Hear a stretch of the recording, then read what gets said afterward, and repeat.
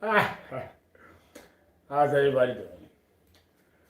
Well, yes, we have another day to do the sacred chakra uh, part three. We're gonna do that, and then we're gonna at 6 o'clock, maybe 5 o'clock, we are gonna start to do the $25 for 25-minute reading for a regular reading for Halloween reading for the next 3 months. So the reading will be for the next 3 months. So the reading that you're about to get will be for the next 3 months. And then I'm also offering a past life reading. That's $50 and that's half an hour. Someone already paid for a reading, a regular reading, and they also paid for a past life. But they didn't give their name or phone number for me to get back to them. They send the money through Bank of America, but I don't have the name of the person and or a way to reach the person. I was given a serial number from the bank that the person paid, but I don't know who the person is. I don't have a name or a phone number or an email. So if you know who you are, please text me 347-485-6258 and let me know your name, first, last name, the phone number, email, so I can. I called this morning. I left a text this morning, but again, it went to the bank router, because it was sent that way with no name. So please let me know who you are, okay? And so we're going to do that. We're going to past life and the 25 for 25, and it'll be a 3 month projection, what to expect for the next 3 months. Okay? And happy Halloween, everybody. I'm taking it very easy, very easy. I also want to do Sunday talks with Fernando. I haven't done that in a while. And I haven't done my Instagram exercise video. The 5 minute work, I've been doing that. So I want to get back to doing all of that stuff again. Tomorrow is my surgery. Tomorrow is my surgery, full throttle at 10 o'clock. It'll be over by 4 in the afternoon. So I'm confident, I'm good, and I don't think I'll have a problem. So I will be still doing readings and doing what I do because I really believe that it's gonna be fine. I really do. I really do. It's like it just good, just good. So it looks like I'm gonna proceed with the schedule. I might give myself a day or two going slowly. They're gonna do the first two set of operations, oral, and then I have to come back so they can fashion the crowns, put that together, and I have to come back so that they can put it on, and then schedule another surgery to remove the molar, and then begin the work for the other teeth, and the treatment, the antibiotic treatment, that kind of stuff going on. A pretty penny, 4 grand. Uh, this is the good thing about this is that um, it's addressing immediate concerns that will have been long overdue. So I do feel that this has been a positive transmutation. It's just been intense. Yeah. So without further ado, we're going to jump right in and we're going to talk about the sacral chakra. But before we do that, let us find out who's here. Alrighty, let's put that here. I should have put a little bit of music. A little bit. I want to see if I can get away with it. Dare I do it and get away with it? God, I don't want to get hit with another fine. Oh no. It would have been so much easier if I could do it to the platform that I wanted to do it. But, it just becomes more impossible. The more you strategize and try to find other alternatives to do something, the more difficult it gets. What can you do? All right, let's see. Who is here? Who is here? Who is here? Oops, oops. All right, let's see who's here. Ajed UV, Jackie Stacy, Daniela Barrizella, Oren Green. Yeah, the Hong How are you? Louisiana Bread. Philippa, how are you? From Portugal. Anouk, Anakin Anouk. How are you? Welcome, Anakin. Windy, love you back. Sasha Sparks, hello. This is Elvira Valdez. Amnest Gangster Enlightenment, hello. Charming Bear XL. How are you, sir? Happy Halloween. Is this part 3? I did part 2 already, didn't I? Right? So this is part 3, right, guys? Someone, Omni Gangster Enlightenment is telling me that he thought it was part 2. It might be part 2, and I just mistaken and put 3. Is this is the 3rd video on the chakras, or is this the 2nd one? And I make them, and then Miss Farmer takes care of the rest of moving them. So I might have put the wrong number.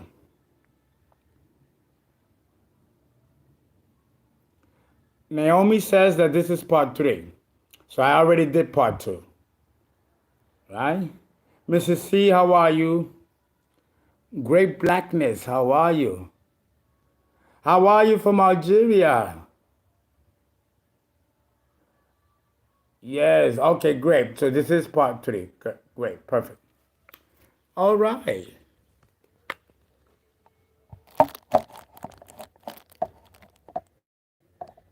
Make sure you guys, join me in Patreon and become Patreon members. I forget to always say that. I don't advertise. I'm terrible at advertising myself, promoting myself. That's why I got other people to do that.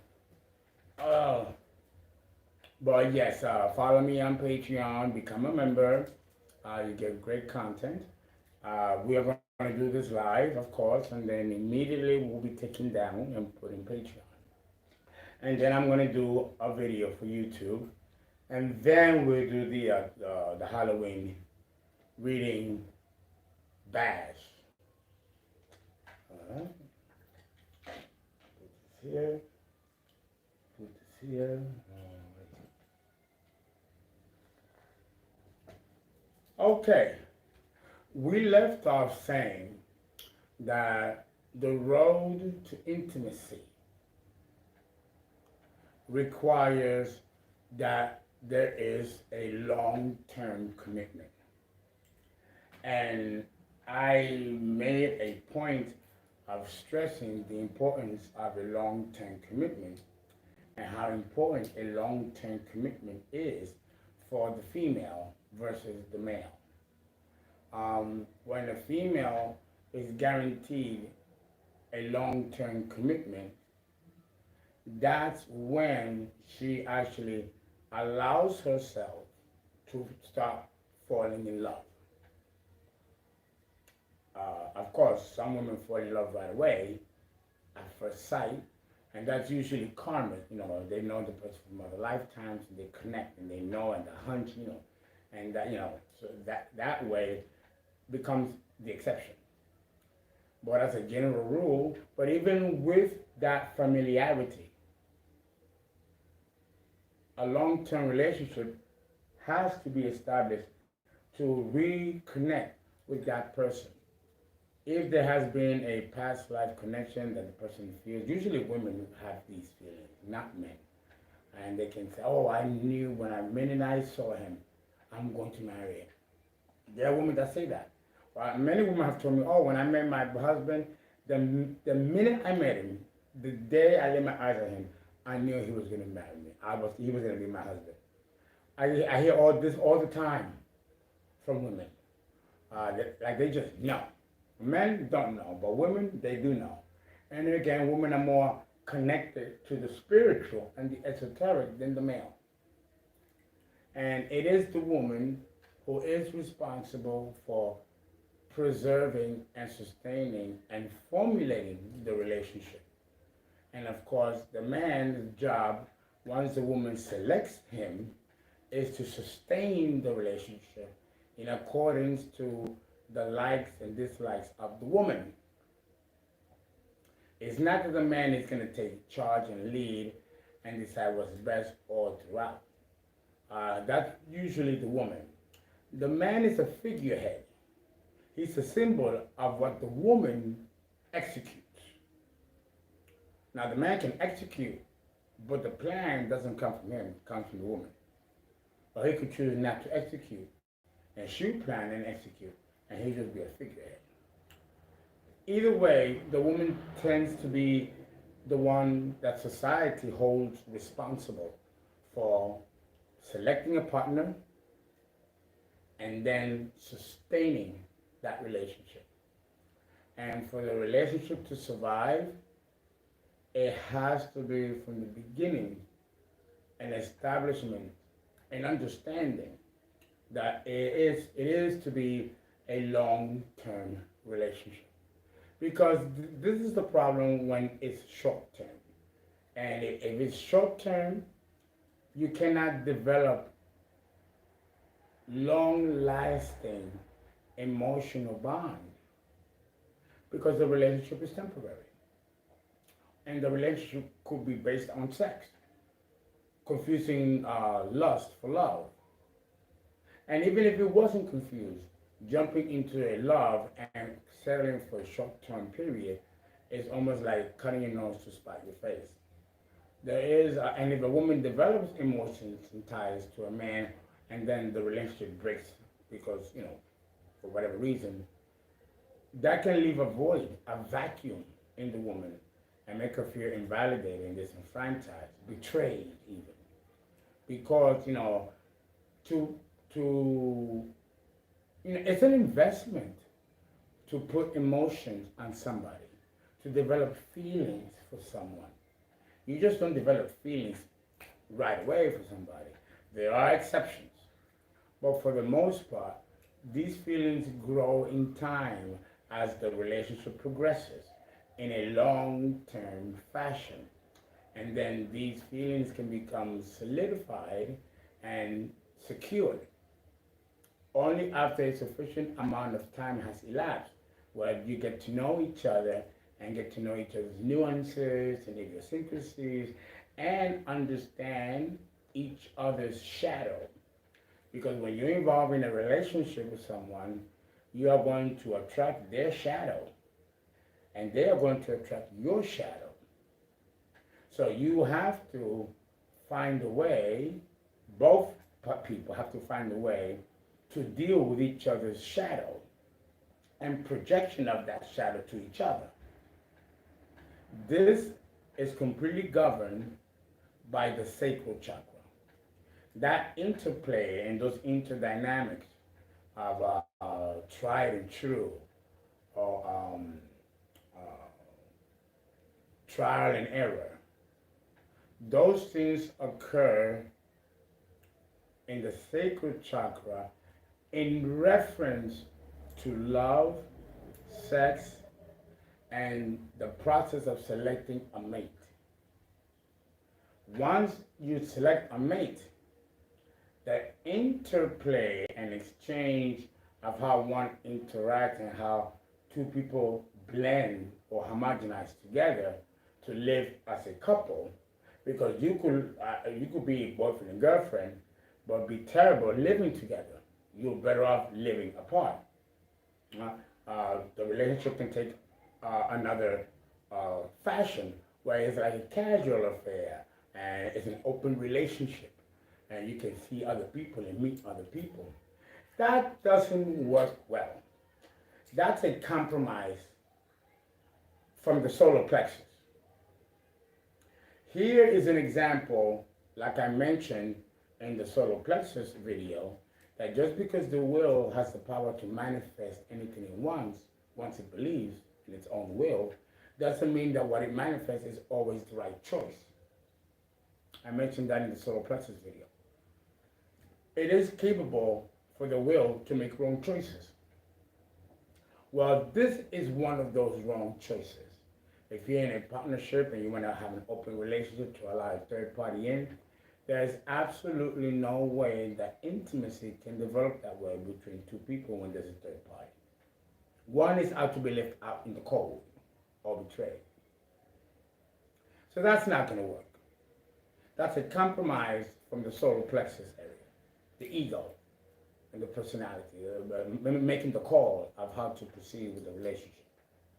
And of course, what will make the ego make that kind of decision? Well, the person likes the person, they don't want to lose them, so they want to keep an open relationship so that they can at least have them. If they cannot have them at all, at least they have them in part, even if they have to share it with the third person. That could be one, or the self-esteem or the self-worth of the person is not where it needs to be, and they devalue themselves by allowing another third party to enter into the mix.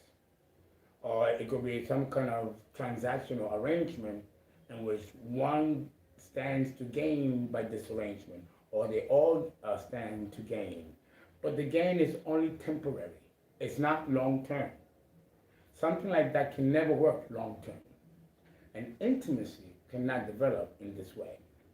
And this is something that's regulated, again, by the sacral chakra.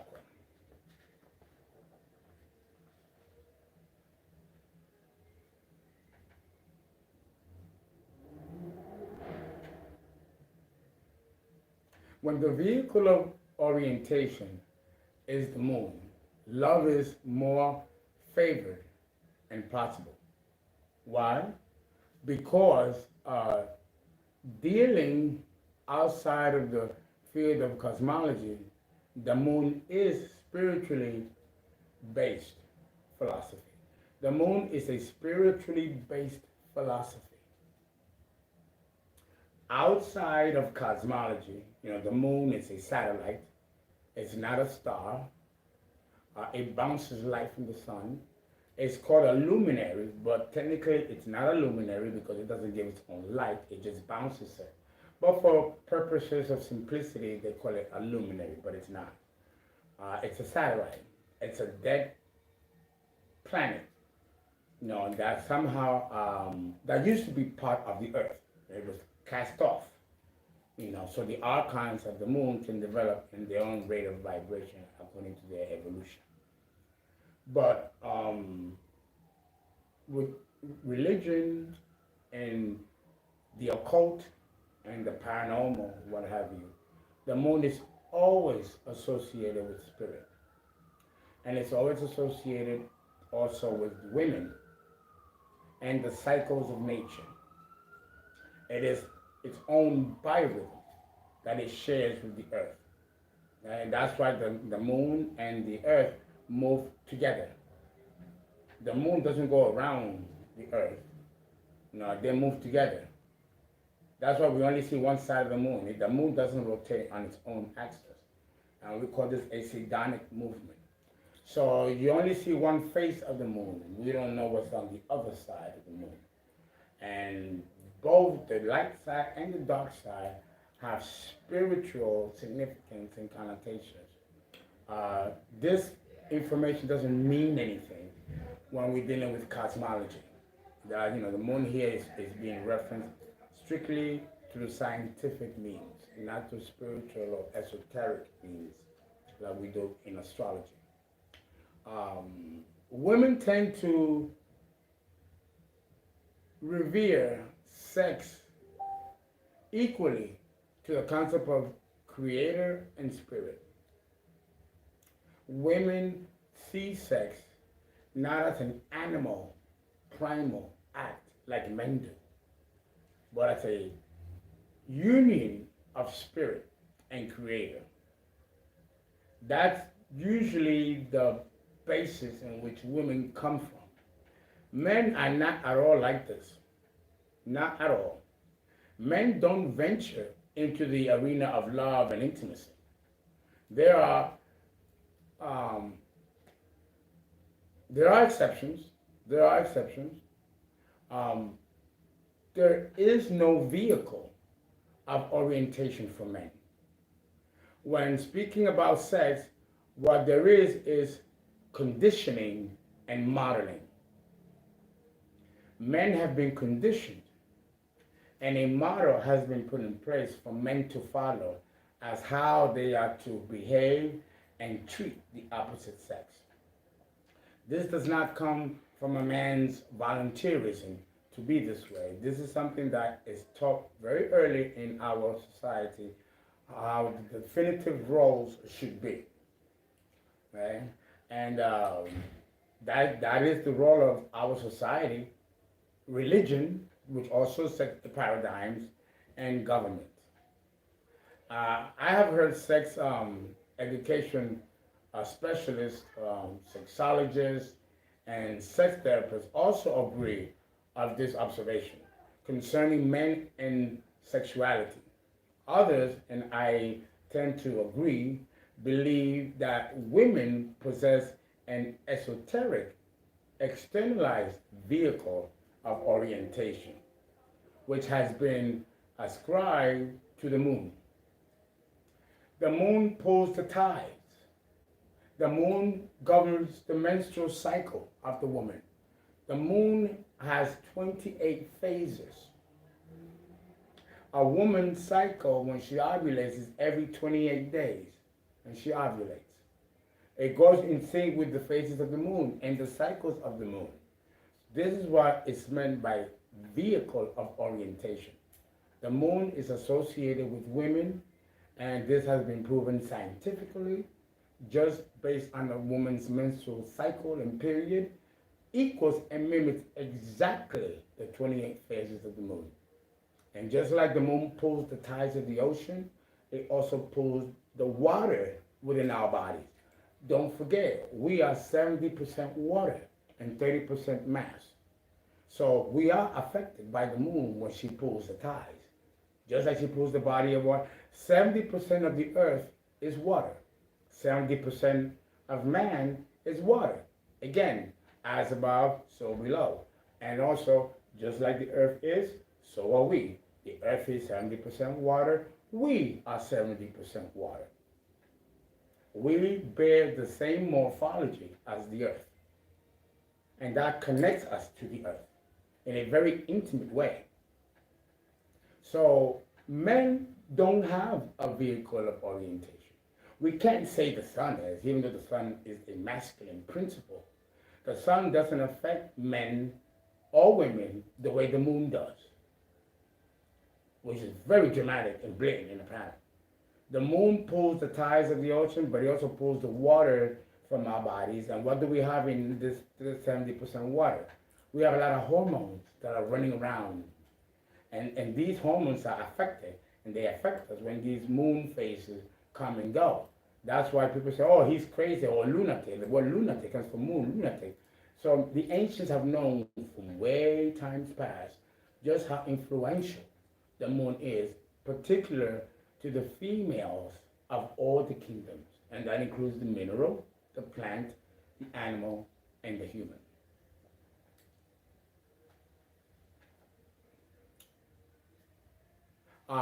Any questions at this point? Let's see if you guys have any questions.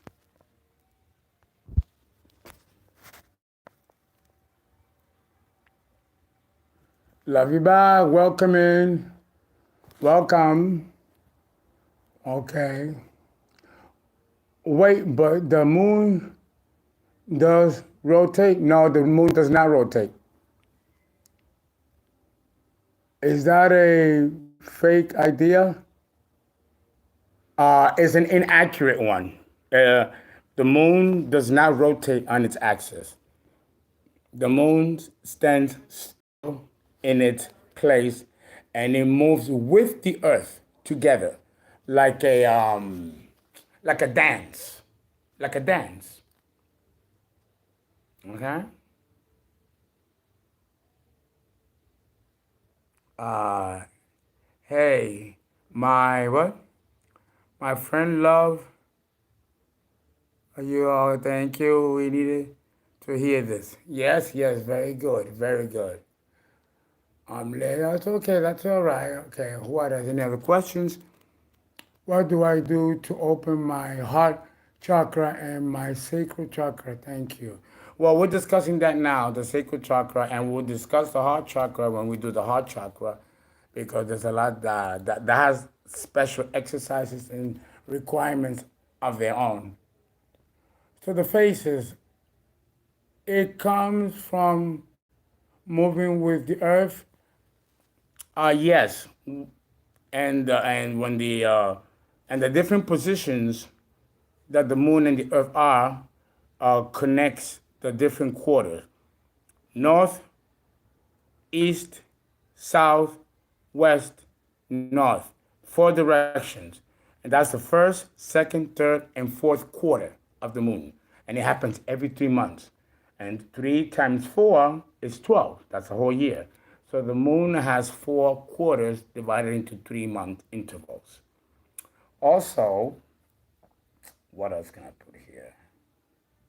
The 28 phases of the moon are measured by the amount of light that the moon gets every single day before it reaches a full moon, or how much light it loses every single day when it reaches a new moon. All those are called tinctures, and there are 28 of them. And each day governs a tincture. So every day that passes, the moon loses light or gains light. And this causes all kinds of spiritual and esoteric and of course, also in the sense of cosmology, the body of the moon is so close to the earth exerts a gravitational pull. Pull is because of the gravity.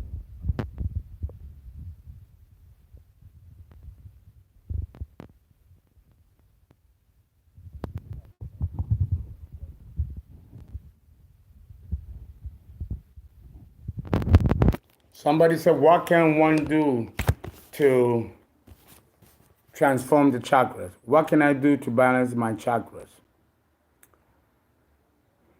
Well, there's a lot you can do: exercise, proper diet, and a healthy self esteem.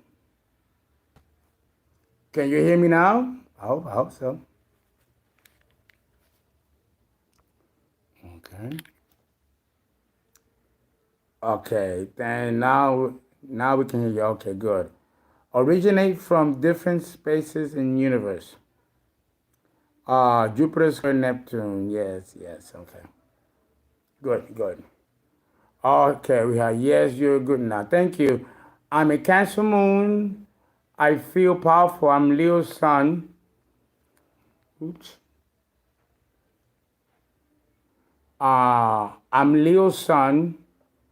So my sun is in its ruling planet, and my moon is in its ruling planet. So cool. I thought how my sign, sun, and moon are. Oops.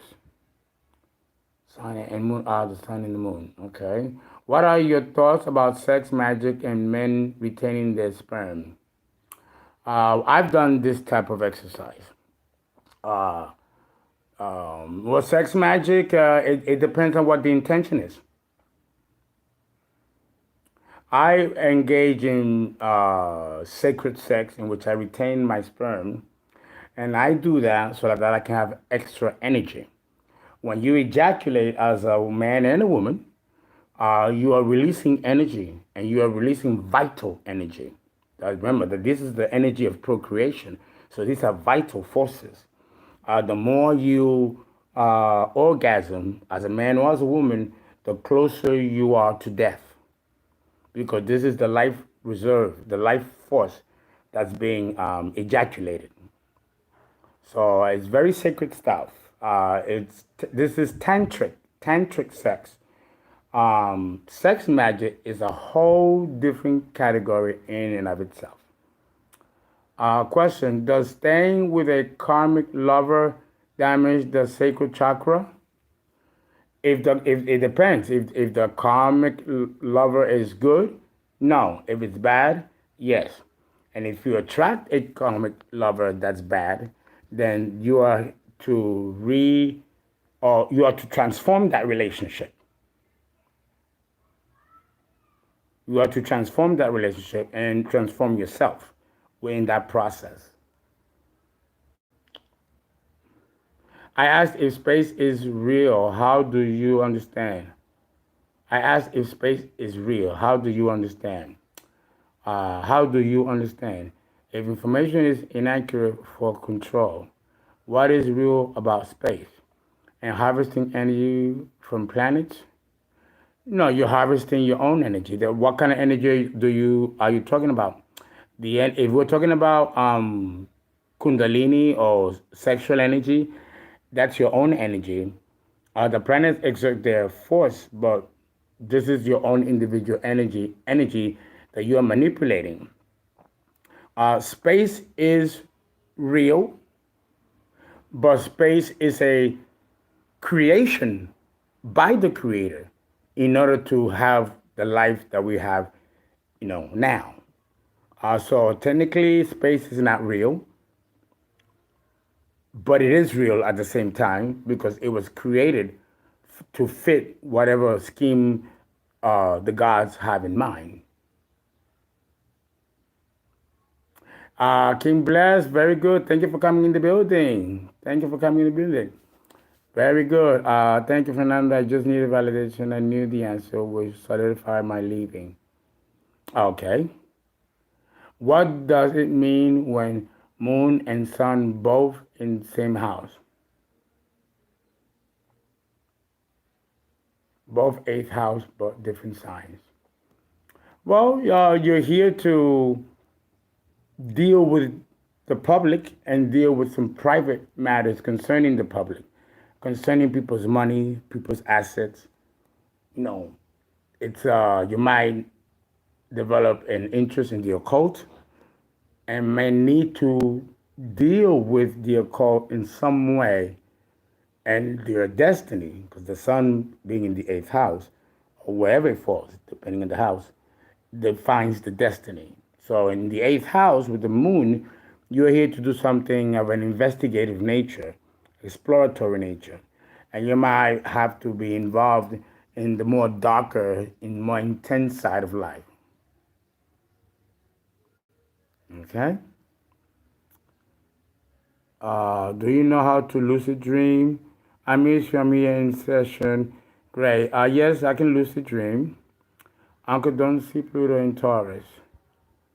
We don't have Pluto in Taurus. We did not discover Pluto in Taurus, so we have nothing in Taurus and Pluto.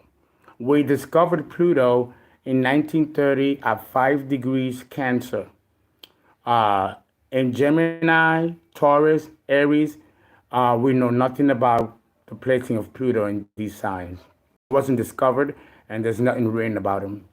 It would take astrologers like myself or the next generation of astrologers to write about Pluto in Taurus or Gemini when they do get there.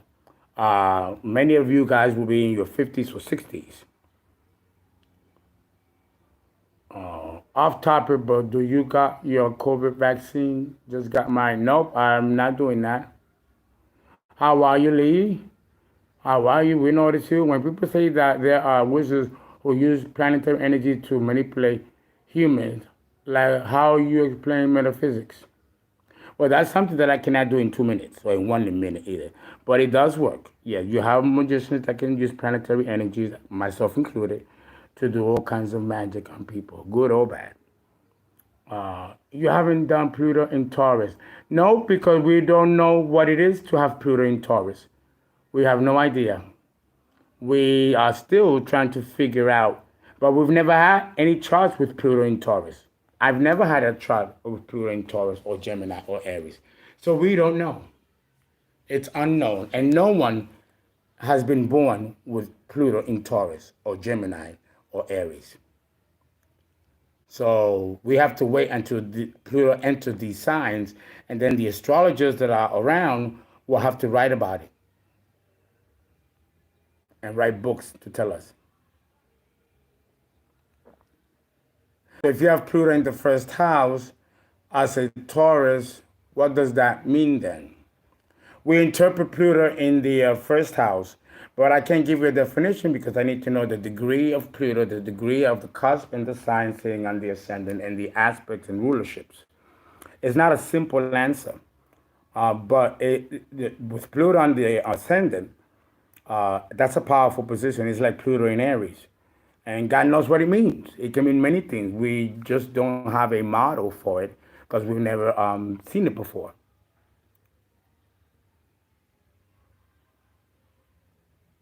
Yeah, thank you. You're very welcome. What about the COVID test? Is that bad? Yes, it is. Yes, it is. I cannot go to a restaurant and eat. All the restaurants that I used to go out and eat and have drinks, I can no longer attend them because I need a COVID-19 card to go to a restaurant. In New York, you cannot go to any restaurant and eat because you need that card. Can't go to the movies, can't go to the bars. They are really pushing this vaccine and they're trying to use our culture and our way of life to manipulate us into taking this vaccine. If they're going through all of that to get you to take the vaccine, something's up.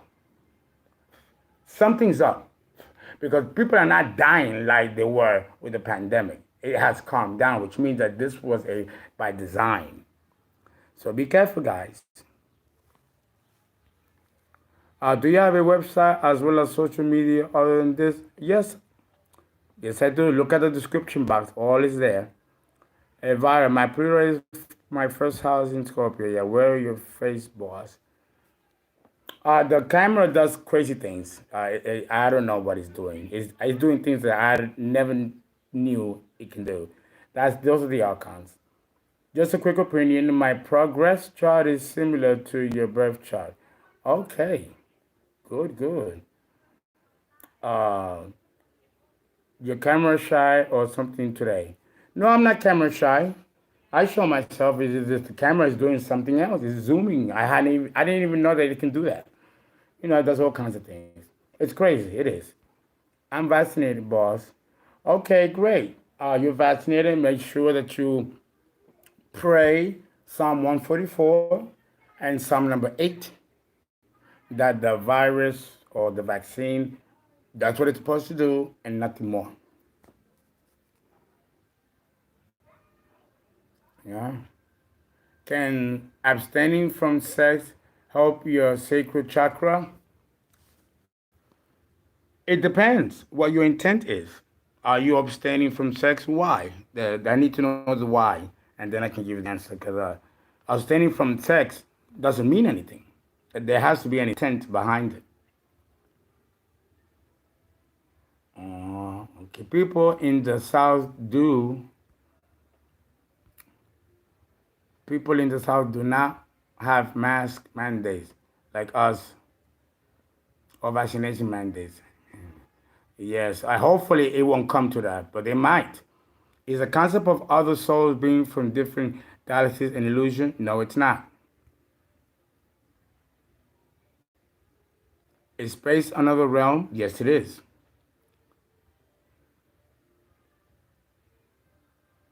Yeah, not too much in Texas. I gotta go back to Texas. I walk around with no mask in Georgia. God bless you. It's not the same here. It's getting like a totalitarian. Yes, I do in person natal chart readings. You have to come to New York. I abstain because my sex drive has waned. I'm not feeling it. I want it to be stronger, so I can use it for other things like energy and creativity. First, you have to find out why your sex drive is waning. Wow, okay, makes sense. How to reverse love spells. Psalm number 19.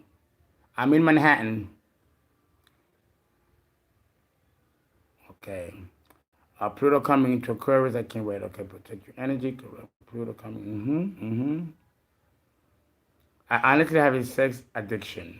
Astra Voodoo Mommy. Um, she said, what did she say? I've addiction been this way since I was very young. Then you have an overstimulated sacral chakra, and you might need to learn what to do with that energy other than having sex. Okay, so how do you know who is a human spirit vs a spirit from another galaxy? The way you know is that your own spirit guides and your own guardians will tell you if you are in tune to them. There are many dimensions outside the scope of this topic. There's plenty of them. You can go to my website. I talk all about it, thepeoplesastrology.com, or you can go to medium.com/ Fernando Prudhomme. I have a couple of blogs where I talk about these things. My anthropological series, you can go there and I have detailed explanations of these things. How do you get rid of old witchcraft thrown on you and send back to them? Psalm 91. Psalm 91 will get rid of it and we'll send it right back to them.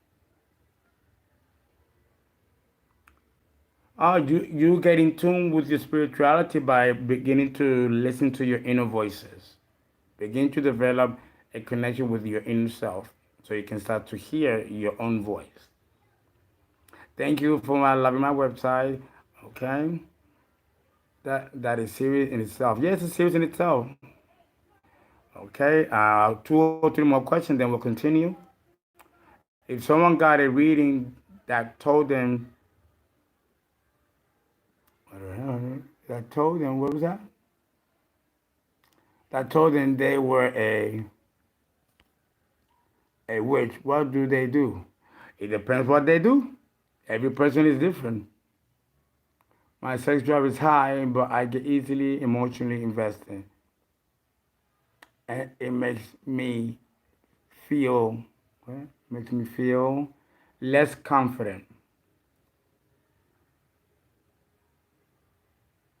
Well, you have to figure out why it's making you less confident. There's nothing wrong with a high sex drive, and there's nothing wrong with being emotionally invested. You just have to make sure that you make the right choice as whom you are going to invest that energy to. Are all Aquarius for other galaxies? I know a gal who's an Aquarius ascendant who says he doesn't like it here. Yeah, there are many Aquarians and Aquarian ascendant people that have been to other star systems before they came here. I myself included.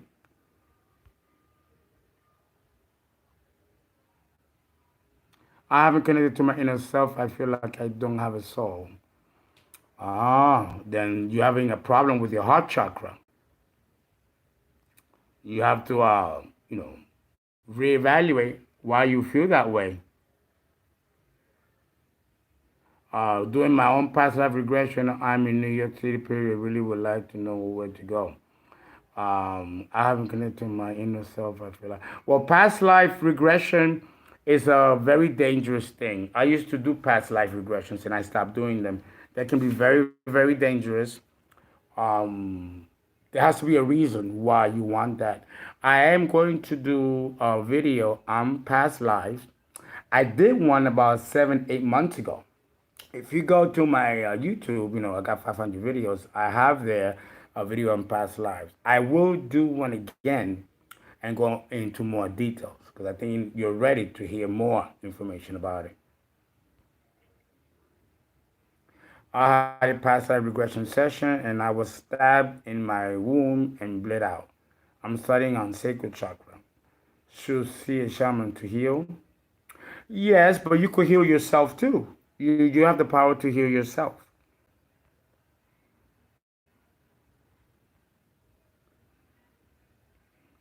Yes, Rena, people should do their own research. I absolutely advocate for that.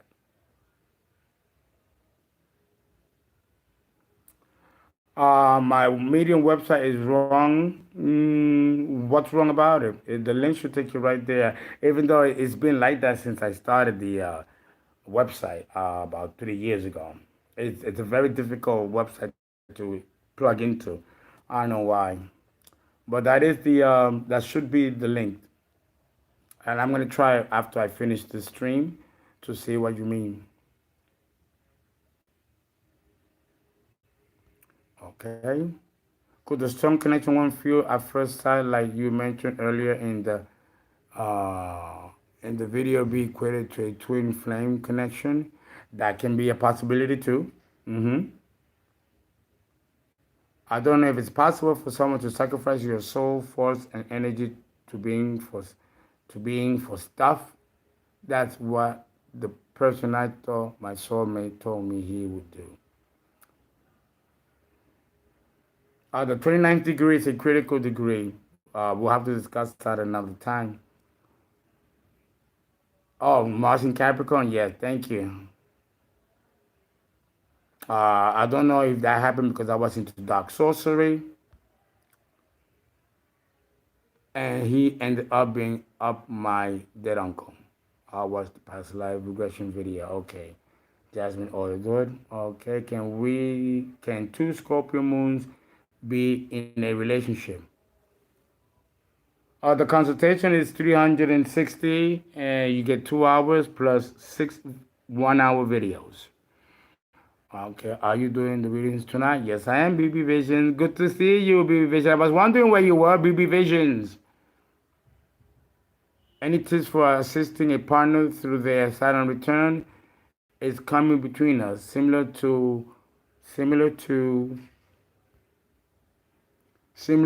if my partner was pregnant and has a bunch of new moons. Bring up, why the texts are coming up? On Vedic astrology. Well, go to the experience of the Saturn return. Don't freak out and learn as much as you can from it.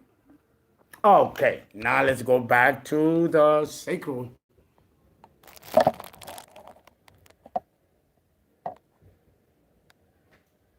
Yeah, I don't know what's going on with the phone. It's always doing something crazy. Look at me. It's zooming right in. I had no idea that you could zoom in like that. I'm telling you, the outcome, they do things on their own. I've stopped being baffled. I have to stop because it just makes no sense.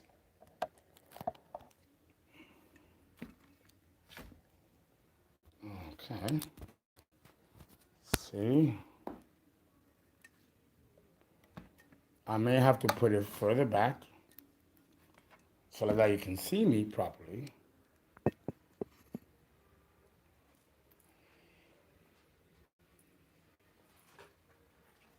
Uh, that is crazy the way he's doing that. I don't know why. I can't explain it. I just cannot explain it. Okay.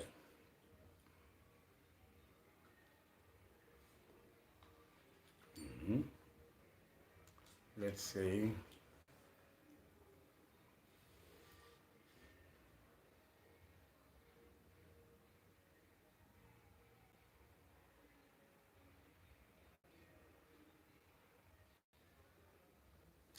Okay, the vehicle of orientation has been ascribed to the moon. We covered that. While men possess an internal appendage.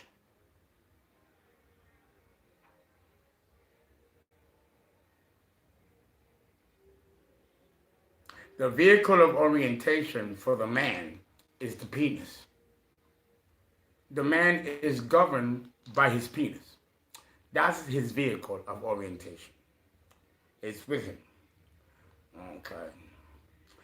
Others, because they say men think about sex 98% of the day, that the mind is the vehicle of orientation. Some people say that the mind is the vehicle of orientation for a man when it comes to sex, because he's thinking about sex 24/7. And other people say that it's the penis, that he's governed by the penis, and that's the vehicle of orientation. Yet, other people say that man is a visual creature. So therefore, the vehicle of orientation is the eyes. A man is taken by what he sees and reacts by what he sees. Women don't. Or women can look at a man with a nice body and they're not going to respond like a man would if he was looking at a woman's body. You know, he'll have the urge to go and tap her ass or pinch her ass like they do in Italy, where a woman can't go past the street without being pinched or grabbed in the Latin cultures and in the more sanguine cultures where this occurs. Uh, because men can't seem to keep on in their pants or they in control. It's like something that controls them. So there are three possible vehicles of orientation: the penis itself, the eyes, or his mind.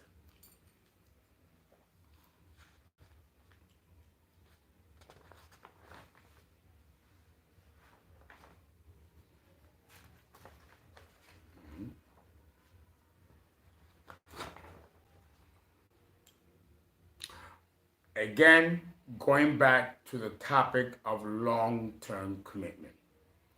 Long-term commitment is still poorly understood as a nemesis to intimacy for men. What is it about intimacy that men are afraid of? That men seem uncomfortable with?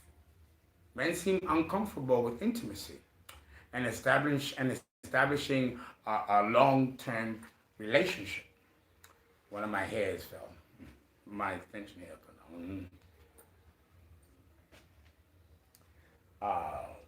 Many people, and they've done a lot of studies, research, social scientists, trying to find out into questionnaires, surveys, what is it? What actually is it that's making a man be kind of sheepish in moving towards a seriousness of interpersonal relationships?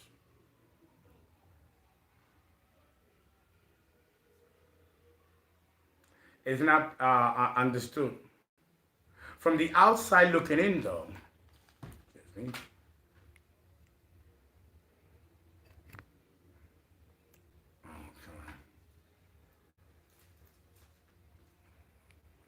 reason it's not making me look. There we go. From the outside looking in, you can say man seems to despise long-term relationships. You know,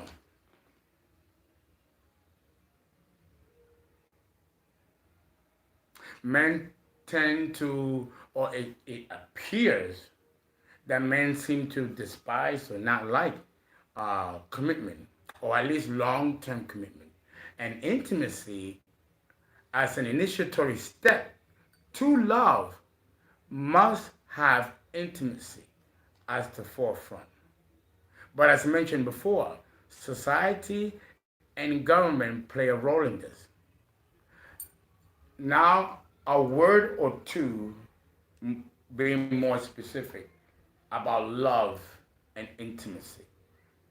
Love and intimacy require a stable and balanced ego. If one wants real love and intimacy, then true self-knowledge is an absolute must. This knowledge of self begins at the solar plexus. You should love yourself first before venturing outside of yourself to love or bond to another ego. But first, one must know what self-love requires. One must know what self-love is and what self-love requires. Self-love requires that you look at yourself honestly and completely. Make an inventory of what you like about yourself and what you don't like. There are things, conditions even, and situations you will not be able to change. You can't change people. You can only transform them. And this transformation will always be preceded by a crisis. Always. crisis is the vehicle nature utilizes to effect change, which then leads to psychological renewal.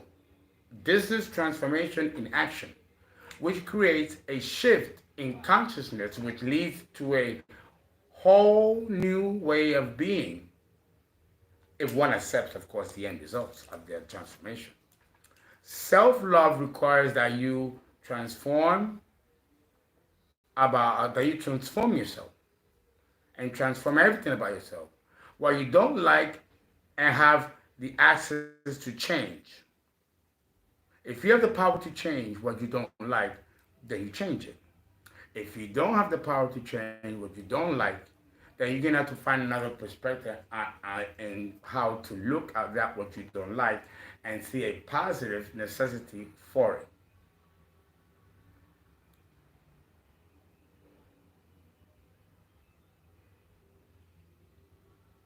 So self-love requires that you transform yourself, be about you, and what you don't like about yourself, and but you have the access to change it. And that which you cannot change, you're gonna have to find another perspective on how to look at it and see spiritually on the grand scheme of things where that fits in. Okay? It could be that the very thing that you may not like about yourself, if we're talking about something physical, might be there on purpose to call attention to it because there's a karma connected to it. Or you could do something with it to help your fellow human beings with it. There are many ways that you can look at something that we can flip it and make it workable for us. Whatever that may be, though, whatever it is that it is calling attention to you that you may not like, whatever that may be, it's probably due to karmic conditions stemming from, other lifetimes, previous lifetimes. Should this be the case, though, find a way to teach others about the condition or situation that you don't like and can change. Explain that it is a humility badge to remind you that to make the same or not to make the same transgression in this lifetime again. So again, you can use what you don't like about yourself to teach others and help others understand it from another point of view. Okay? You can use it as a preventive measure to help other people. Maybe that's why. Yeah, like someone with a limp or someone that was born, physically challenged or handicapped. Many people I'm sure, who are handicapped or mentally challenged may not love themselves as they would had they been born normal. But maybe they needed to be born this way because it's karmic and they have a higher purpose to use that to bring them to a higher level of evolution. So sometimes that could be the case.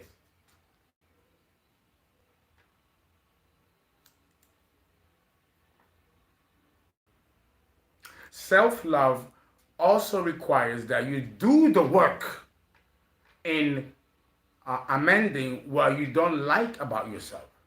If it's that serious, you will do something about it and enhance further what you do like about yourself. So if it really is that serious, you do something about it if you don't like it. And then you will continue to further improve upon yourself. The sixth chakra correlates to the astrological sign of Scorpio and the planet Pluto. Both rule crisis and transformation. The crisis that inevitably occurs in life comes from the energy of Scorpio, the sign of psychological renewal. So Scorpio, we already discussed that in my videos. You've seen my videos. Scorpio, along with Pluto, the planet and the sign, both deal with crisis and painful crisis and painful upheavals. You're going through stuff that's very painful, like what I went through with the divorce and the whole thing with Emery and then the cheating and porn and just painful experiences, almost crushing experiences. But if it doesn't destroy you in the process, then that is the transmutation itself that's going to make you a far more stronger person. But it took this type of crisis to bring that out in you. And Pluto will do that, and so will Scorpio. It's like a gun, do or die. And with Pluto, there's no compromise. Or Scorpio. These are intense primal energies, and they're not to be held or handled lightly.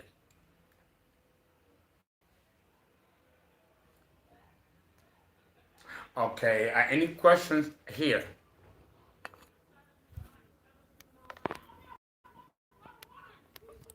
Any questions here? Let's see.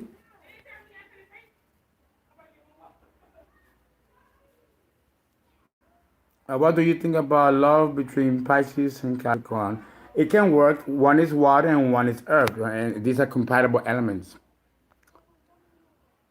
I got a reading from Fernando more than 2 years ago. He's okay. Thank you, thank you. Is eighth house representing the course of death? The eighth house. Hello. Sorry about that. The eighth house shows the conditions of your death. The conditions of your death is by the eighth house, and it will probably also give hints as to what will cause your death. But the one that you have to look at for that will be Saturn, and where Saturn is in the horoscope. Now, for if Saturn is in Taurus, you got to be careful of throat cancer because the throat is ruled by Taurus, and cancer is ruled by Saturn, or debilitating terminal illnesses, and also Pluto and Scorpio. Yeah, if it's Gemini, it could be a circulatory problem, or it could be a neurological problem, or it could be an accident that could kill you. Zoom is not fixed yet, so what I have to do with that is that I have to use the Zoom and WhatsApp for volume and sound. Okay. All right.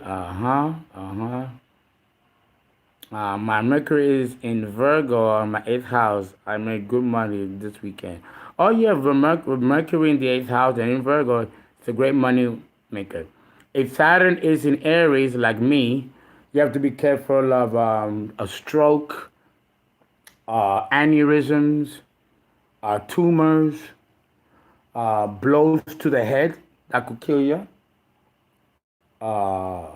dementia, Alzheimer's, mental diseases or aberrations, things like that are ruled by Saturn in Aries.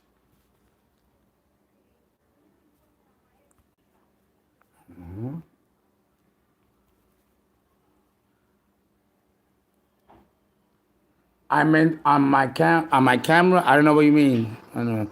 The 12th house Chiron in Aries with Jupiter. How to heal this wound? No, too long to discuss here.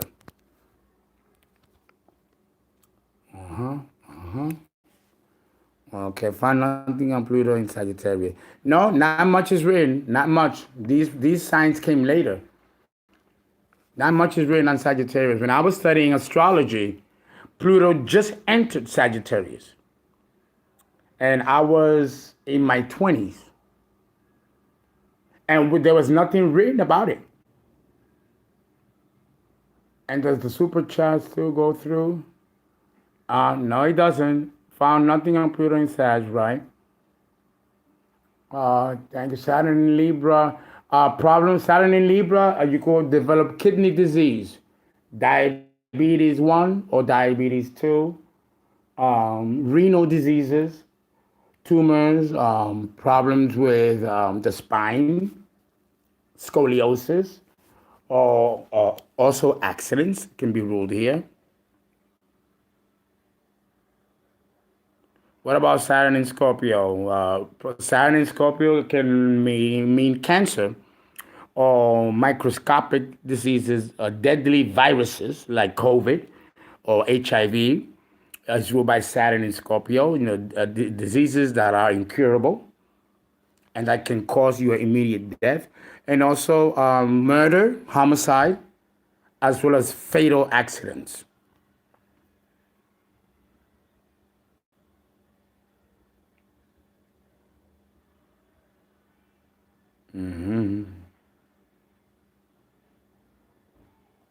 Yes, I'm not at all concerned with death either. But if you ask the questions, I'll give you the answer. Do a video, I guess, the lupus. You want me to do a video on lupus and autoimmune diseases? I think I have to think about that.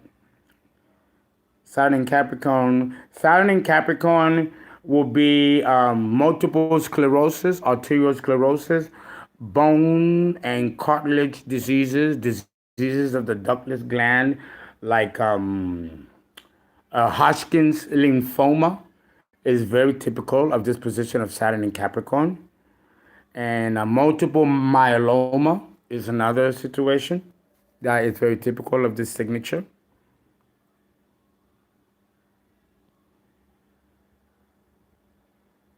Okay. Well, it looks you don't have any questions about the entry, so we are going to continue.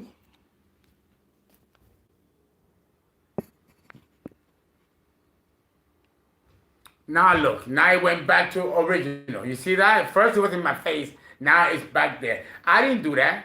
Like, it just does its own thing. Guys, this is a magical house. All right.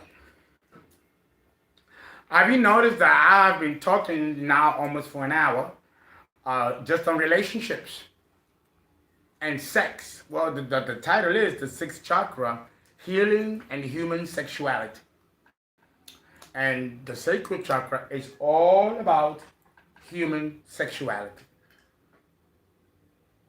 It's a psychological chakra. Very much so. Pomegranate.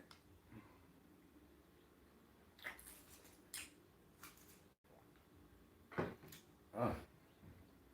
Has a lot of antioxidants, but it's very pungent. It's not citrusy, but it's like it pulls your palate. Okay. Feminine and masculine polarities. There's a word or two needs to be said about that. The feminine and masculine polarities within a man and a woman, and the interplay between the two is also governed and regulated by this chakra, the sacral chakra. In this chakra, you're going to go through a series of discoveries and growth. Of course, it's Pluto, Scorpio, transformation. After transformation, there's growth. Hopefully, if you like the outcome of the transformation from the old you to the new you, then you should be better off. I'm going through a transformation myself with what I've been going through. And my weight, my looks, everything's changing. I don't drink no more, don't smoke no more. We smoke a little bit. But you've seen it with your own eye. You've seen the changes that I'm going through in the transmutation, the changing. And you see that it's changing my body, it's changing everything, my circumstances, everything. And I want you to see that so that when you go through these phases, you will handle it with a grain of salt. Don't take it too seriously. It's not that deep. Don't forget, this is all an illusion, not real. It's only real for the moment. And if you approach it with that attitude, it will not be as hard hit.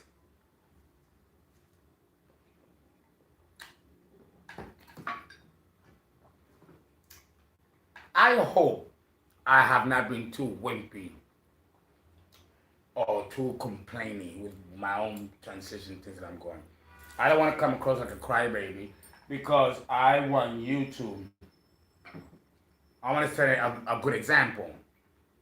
But we also have to leave room to being human and some breaking down and sometimes you're going to have those moments. Allow yourself to have those moments because it's tough down here.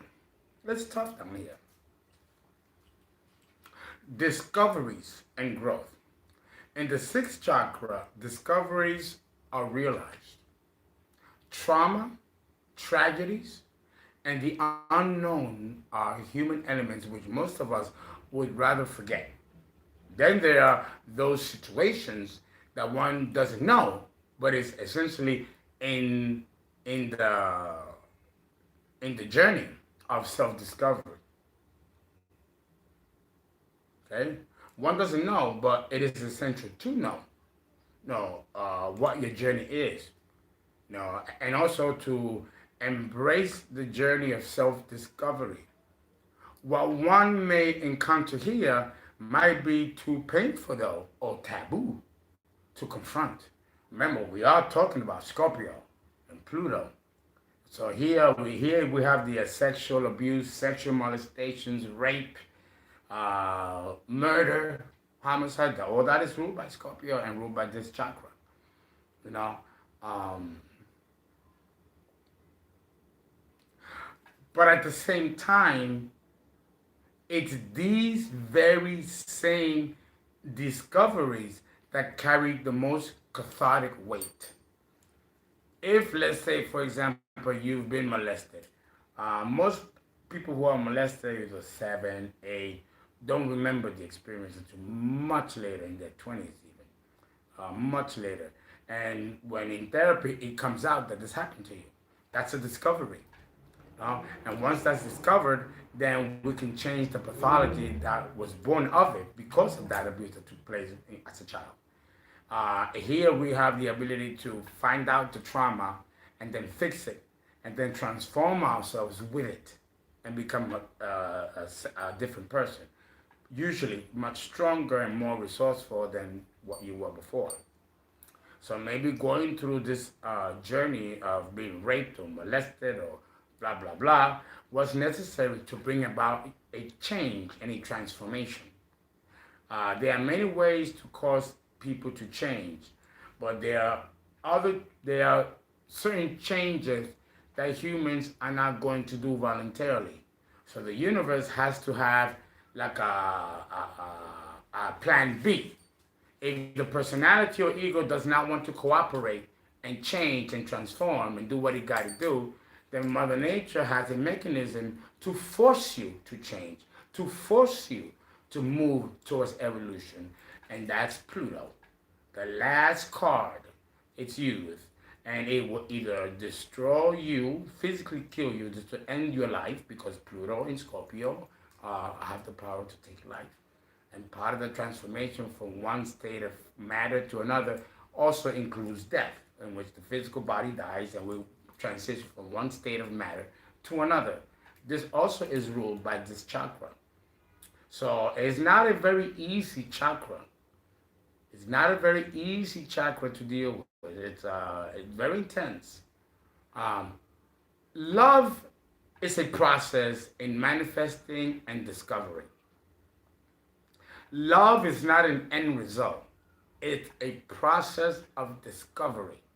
You are continuously discovering yourself through your partner and discovering things about your partner by the agency of you, and vice versa. So, and that's what makes relationship fun, because there's always discoveries, and there's always, as you grow and evolve in longevity, there are more discoveries that can be made, and more resources that a couple can pull together. Love is a process in manifesting and discovering. Most people call this process falling in love. So now let's move into the fourth point, which is falling in love. Guys, please give me 1 minute while I go to the little boy's room. We still have quite a bit to cover. I hope you're enjoying the sacred chakra. I hope it's not too scientific or too technical, but you know, it's serious education, so it has to be specific and detailed. Oh, I'll be right back, guys. Thank you.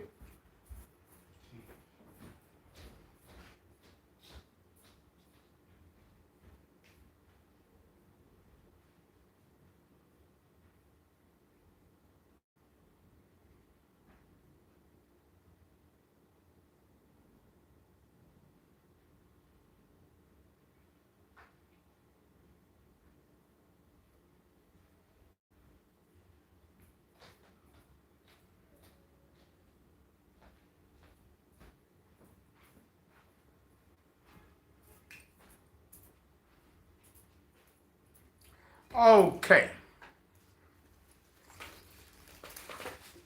Oh, I'm sorry. You're right. There we go. All right. Falling in love. A process. In the process of falling in love, physical attraction is the start of the process of falling in love. When two people are sexually attracted to each other, the heart chakra and the sacral chakra open. Both chakras are immediately activated the instant physical attraction is felt. The moment you feel attraction for someone, the sacral and the heart chakra are stimulated at the same time, like a short fuse. That is the concept of being hit with an arrow, Cupid. When you get that feeling, that's the energy of the meridian shooting up to the heart chakra, opening up that meridian. And that feeling is like getting hit with an arrow of Cupid. So you all understand where that came from. It comes from that reaction. These are biochemical processes governed by the endocrine system, which means hormones.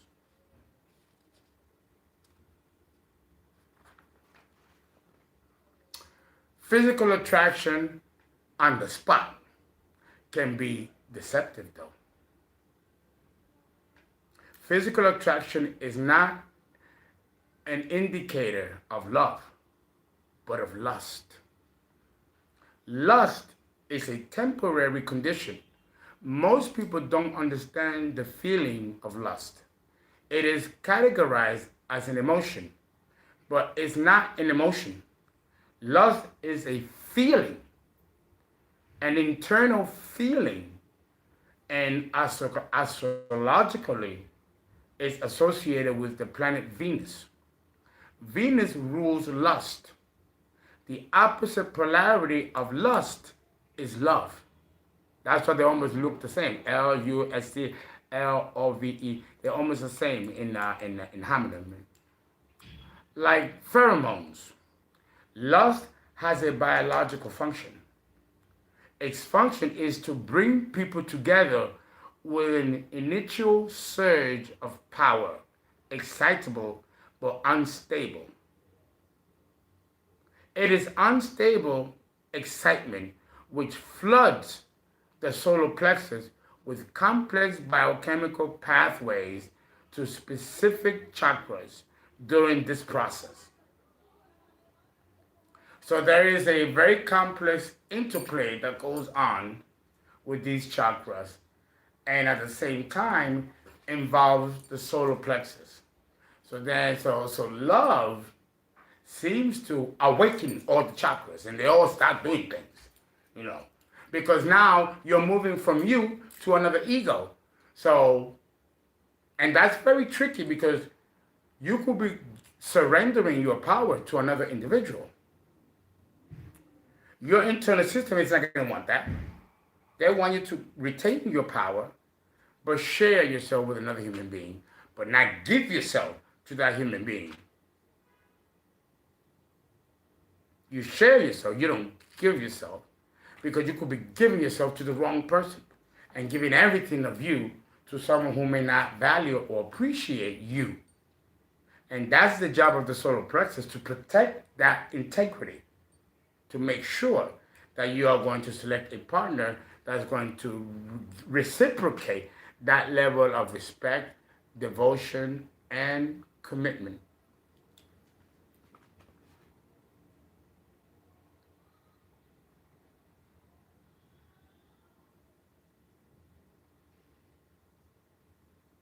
The sacral chakra and the heart chakra are spinning out of control with chemicals that are inducing feelings of infatuation. There's another word, infatuation. Infatuation is not lust, but it's in between lust and love. Infatuation. Many social scientists, social workers, therapists, psychologists, psychiatrists um, believe this phase is the falling in love phase. I disagree. I disagree. I call it falling in lust phase, not falling in love. When in this phase, people are more uh, antithetical and imaginary. They start having fantasies of the person, of the potential partnership, and they have, fantasy of how it will be like. They see themselves as of old age. They have all kinds of romantic things going on in their head when they meet a person. You've done it, I've done it, and we project the future, how it will be like with that person. All that stuff begins to be interplayed with the solar plexus and the heart chakra. The heart chakra is making the fantasies, running wild. While the solar plexus is like, okay, let him dream, let her dream, okay. As long as they don't do nothing and act on it, okay. So again, the police, the solar plexus, making sure that the will doesn't make a wrong choice.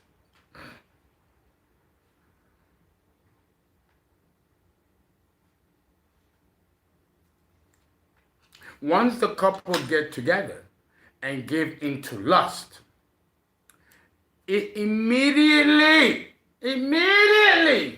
begins to fade and wear off. With every sexual intercourse engaged, the lust begins to die slowly, slowly, slowly, slowly. And that's how people fall out of interest, apart. It starts out honeymoon and then it ends. It always ends. It always ends. It never lasts and stays or long. It's only long enough to establish a rapport in which you can build on. You don't build on lust or infatuation. You build on facts and figures concerning the person that you are attracted to initially.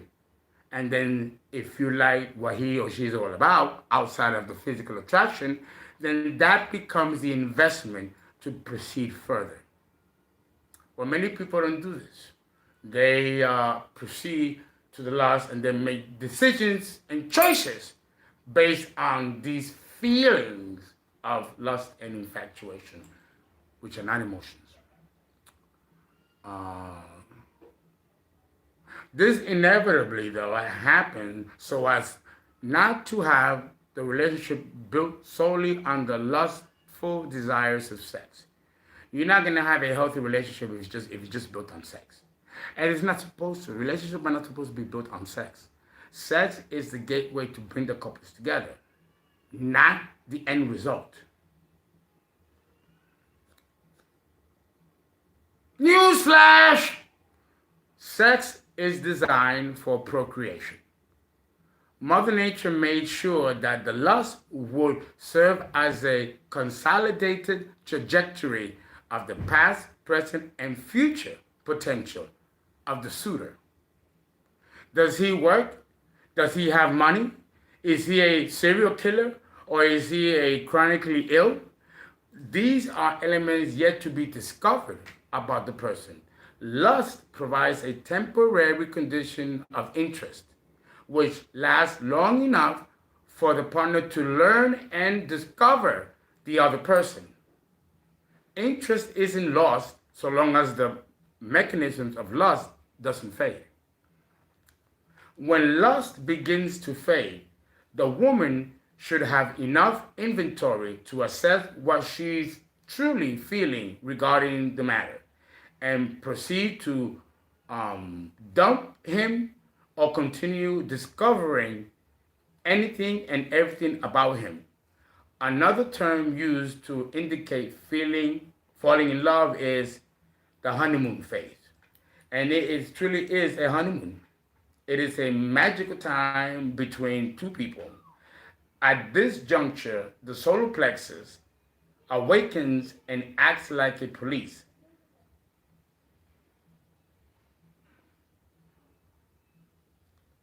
Fighting, sometimes it can fight, the sacral chakra and the heart chakra which are still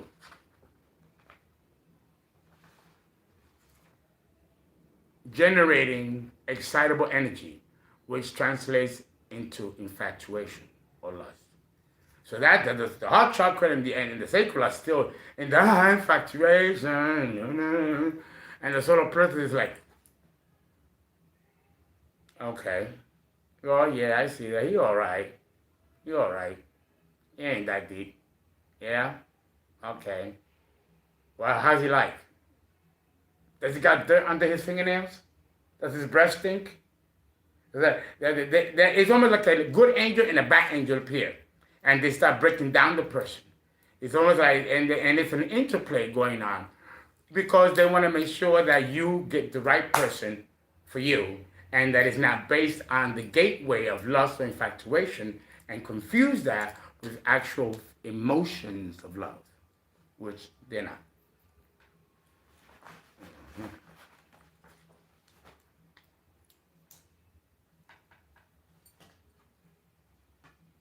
Don't you fall.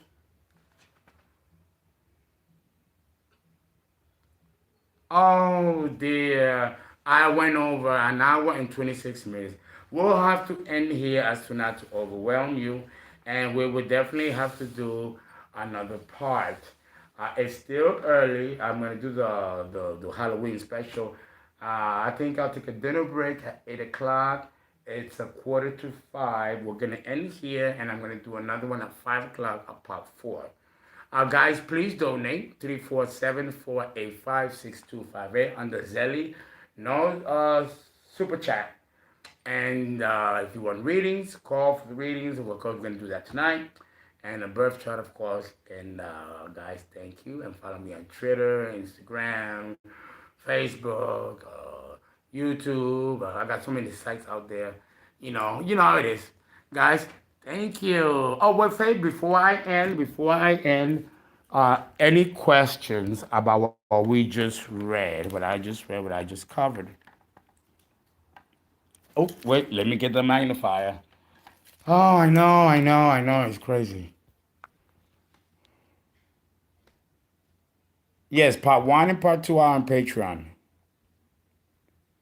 Okay, you told me everything I know about star signs and energies. I hope you well. We will allow that solar plexus protect us. That's why I enjoy it. Thanks, Brian. You're welcome for me. Gratitude. You're welcome. Welcome. All right. I'm going on. Hi. Hi, Yvette Mendez. Infinite_soul, how are you? Child of Oshun, how are you? And 4 Emerald Art Thou Goddess. Lovely, very good. We have a couple of new people here.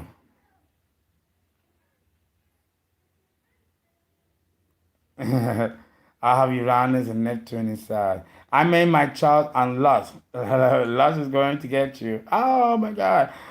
You know, not at 54 years old. Been there, done it. Been there, done it. Guys, thank you.